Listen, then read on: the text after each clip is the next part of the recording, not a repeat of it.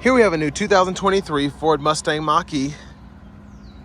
This one comes in the premium trim level with all-wheel drive. So this one has an electric motor on each axle. Comes in shadow black, and then we have the black ActiveX perforated interior. And then this is mated with a 70 kilowatt hour standard range battery. But as you come around to the front end here, we do get our LED headlamps along with LED daytime running lights, and the lights don't flash like that. That's just how my camera's picking them up. But love the styling of the Mach-E's. I have a red California Route 1, so obviously I'm a little biased, but this is one of the best looking EVs out in my opinion. And we do get 19-inch aluminum wheels. I like these. I like them better than the Mach-E GT wheels actually. But our charge ports here, we can do a 120 or 240 there, and then that's for the DC fast charge. I think this still takes 150 kilowatts max at a DC fast charge station. But we get passive keyless entry. And then over here we have our controls for our power folding side mirrors. Those have blind spot monitors. And then we have electronic child door locks as well as rear window locks there.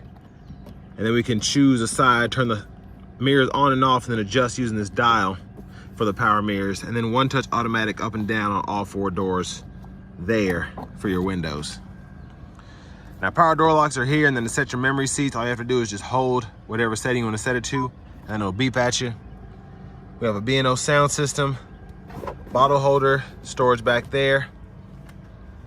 And then over here, traction control, brightness for the gauge cluster, defrost, and then headlamp control. So that's off, corners, automatic, and then on.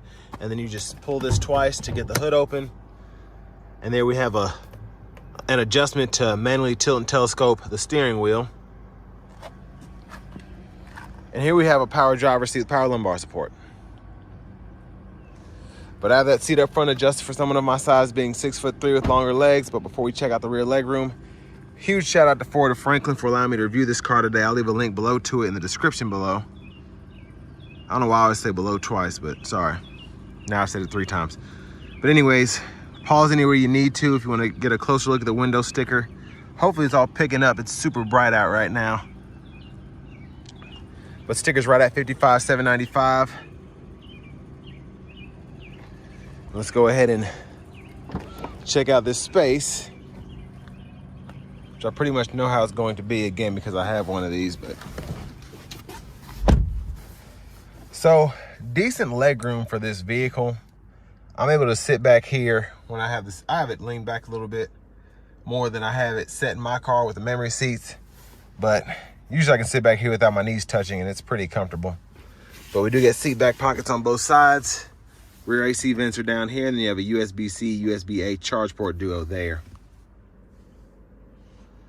Now, one of the best and worst things about this car, I think, is this glass panoramic roof. Where this car has been sitting longer than mine does, it's really hot outside, so it's been taking a minute to get it cooled down in here. 2 cup holders in there. Then grab handle, and then you could probably hang, if you need to, 2 plastic hangers, but definitely at least 2 or 3 metal hangers there. Let's go ahead and make our way towards the back.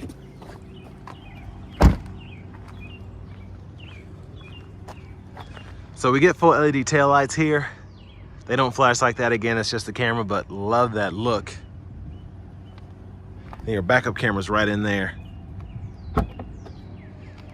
And then one of the best things about this, having this premium trim level, is you do get the power lift gate, and my California Route 1 does not have that, but I don't really care, it didn't bother me any.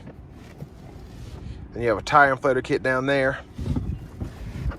And then you can put stuff on either side here to keep it from rolling around, but you want to keep it in the trunk. You have that capability. 12 volt hooks on the side here if you want to hang a bag or 2 or whatever.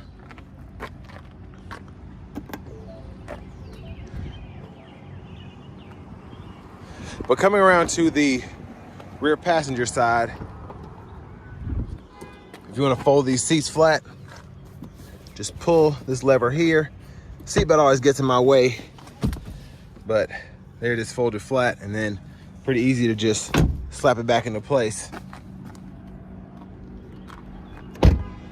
And then just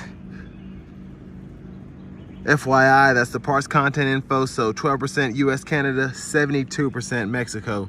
Engine and transmission come from Mexico. So fun fact, doesn't really bother me any. I haven't had very many issues out of mine. I'm gonna do a 40,000 mile review on my California Route 1, but I'll put it on my other channel. But we do have power adjustability for the front passenger, as well as that two-way power lumbar support, like on that front seat there. And then I love this storage pocket here. Mine's pretty much full all the time. And then storage in the glove compartment here. And then you have owner's manuals too. Now again, for the B&O sound system, I have 2 Memphis subs in mine. I think they're like 6.5-inch subs. And that sounds better with a stock radio as opposed to the B&O system, in my opinion. But there is the front space. I usually just keep my charger, and that's pretty much it. That's all I keep up front. Ooh, sorry about burn my hand. Yeah, I'm gonna have to do that over. Jeez, it is hot out today. Gosh, like my fingertips are still burning. My gosh, that's hot. So you gotta give it a slam usually. Let's go ahead and hop in the driver's seat. So mine's candy red, and that's one of the best things about not having this black, is that black will, well, I mean, all the paint will burn, but black always just seems to hurt a little bit more, whether it's interior or exterior. But we get this nice ActiveX wrap steering wheel. I like the design. I like that it's all blacked out as well. Gloss black kind of coincides with the ActiveX. But over here to the screen, we do have this 15.5-inch touchscreen. Homepage is here. You can pull up the navigation system. Don't really use this. You can use it, but the maps on my iPhone 99% of the time are better. So I don't know if they fix any bugs for my 21, but probably not enough to want to swap there. But we do get we get FM, XM radio, and then we have Bluetooth audio, wireless Apple CarPlay, wireless Android Auto compatibility with this radio. And it's pretty easy to just set your favorites here. Now, what happens in mine is a lot of the times it'll reset by itself every so often, and then I have to reset all my favorites, so that's kind of annoying. But this is honestly the best and worst thing about this car is this touchscreen. So, first of all, these down here, like your menu options, it kind of just provides the most recent settings that you've used. But again, when I actually need something, I gotta go in there and find it, and I always forget where it is. But Bluetooth connections with this, they're not terrible, but like I'll go in here, I have a phone paired, and then after I go ahead and get out of the car and get back in, sometimes it will not want to connect unless I shut the whole system down. And reminds me, if you ever want to shut that down, just hold the volume down and then hold the right seek button there, and then the radio will reset after you hold it long enough. So I have to do that quite often. But while that's booting back up, USB-C, USB-A port there. Wireless charging pad is only on the left side. Cup holders, and then navigate to park, hazards, and then we have an electronic parking brake. Pull up to engage, hit the brake, press down to disengage. And the shifter is rotary, so hit the brake, reverse, neutral, drive, and then that maximizes your regen when you're not in one pedal mode. And if you ever want to set it to neutral, if you want to go through the car wash or something, make sure you hit the L after you hit neutral, and you'll go into that 30-minute neutral mode. The center console cubby space is hidden here. Again, I keep this full. I need to clean my car out, but pretty usable storage in this thing for what it is, for it to have a Mustang nameplate, in my opinion. Anyways, radio's back up here. So in this little trip screen, you can go to this trip, which pretty much shows you since you started the vehicle, climate use, accessories, driving, how much of the battery is actually being used from whatever's going on. And then this will show you since the last time it was reset for trip 1 and trip 2. So those are pretty usable. And then that's the front camera there. And there's the backup camera there with the guidelines that follow you as you turn the steering wheel. But we're gonna go through the settings screen here. So here is where you can control your drive mode. So you have whisper, engage, unbridle. Then you have your propulsion sound and your automatic brake hold along with the 1-pedal drive. So I don't know if my one, I've updated my radio so many times because I had one of the first ones that came out, but I don't remember having that there, but they might have moved it anyways. But when you have subs hooked up, because the propulsion sound comes through the speakers, I definitely, if you get that, recommend turning this off.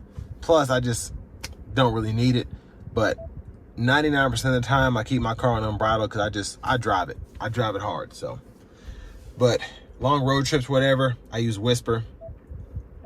Driver assistance, you can go in here if you ever want to change your cruise control from adaptive to normal. You have to have the vehicle stop, I'm pretty sure.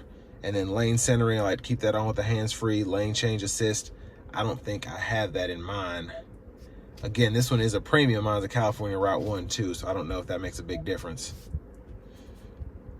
But you have your entertainment here, so you can pull up YouTube and all of that. And again, I don't know if that's part of an update, but I didn't have that on mine when I first got it. But climate controls are always down here on the bottom part of the screen, which I like how they did that, even though they can be a little wonky as well. You get the 3-stage auto mode, high, mid, and then low for your levels. And then to turn the auto mode off, you can just turn the knob there. And again, this was something else that it used to be, you'd hit this and then you'd have a drop down menu, use with your finger, but now it all goes off the knob here. So again, gift and a curse. But AC toggles there, heated steering wheel toggles there, and then you have your 3-stage heated seats, or you can set it to an auto mode there. But I like to keep that off when it's 90 degrees out like it is today. And then you can hit that to pull up actually where the fan speed is, or where the circulation is coming from, excuse me. And then you can set your dual mode on and off there, and then you can turn your heat on and off as well, and then max AC, and then close your vents off there. And then hit that power button, you cut the whole system off. So again, it's a pretty, once you get used to it, it's not terrible. There's just a lot of gimmicky stuff where you're like, I don't know why they did that. But there's a view of the back seat from up here. One more look at that roof. Again, that does not open. And then you have a sunglasses holder here. Dome lights are here. And then back to the steering wheel, blinker, and then toggle your high beams on and off and flash there. And then you have automatic windshield wipers. So there's one time, auto, low, high, and you can adjust the sensitivity of your auto wipers right here. And then your rear wiper is there, that's off, intermittent, and then on. And then pull back for the rear wiper fluid, push up for the front wiper fluid. And then for your safety system, this is the indicator, so that makes sure you're paying attention to the road. It'll tell you to keep your hands on the wheel and watch the road if it senses you not doing that. But you can turn the cruise on and off here, and then that'll indicate what's going on your little productivity screen here. And then you can adjust the gap there. And then if you have lane centering on, or whether you just have the lane keeping system on, you can turn that on and off there, and then set cancel for the cruise. And then you have voice recognition, Bluetooth, volume controls, trackless controls there. There's your push button start. And there's one more thing. This is one of my favorite things about this car, is I love the vanity mirror, how you have the white lights there. It feels like you're on an airplane. But finally, here's the key fob. And you do have the option to get something through your phone as well. You can use the app to start it up and unlock or lock the doors, but I usually just use the fob.